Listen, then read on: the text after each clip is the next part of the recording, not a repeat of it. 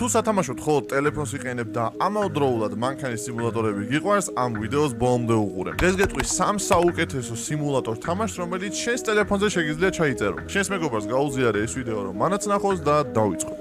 პირველი თამაშის სახელია Car Simulator 2. აი ეს ბანალურად.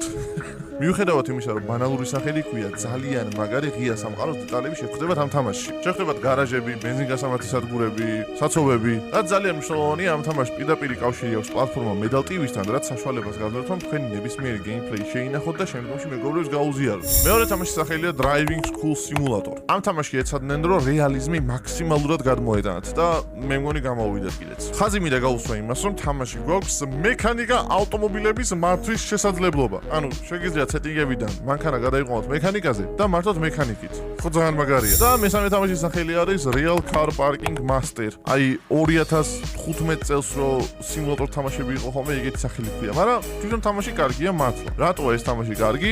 ამ თამაში იდეალურად არის გაერთიანებული როგორც რეალიზმი, ასევე რთული საპარკინგო სცენები. ანუ ეს იმას ნიშნავს, რომ უბრალოდ გართობის თვალსაზრისით არ უნდა შეგედოთ ამ თამაშს, უფრო challenge კლასის თამაში არის და საკმაოდ რთული არის თუ სიმართლე გაინტერესებთ. როგორც წინა თამაში, აქაც სრულიად გვაქვს მექანიკის მართვის შესაძლებლობა. მეტი მსგავსი ვიდეოსთვის ეს ვიდეო შენს მეგობრებს გაუზიარებ.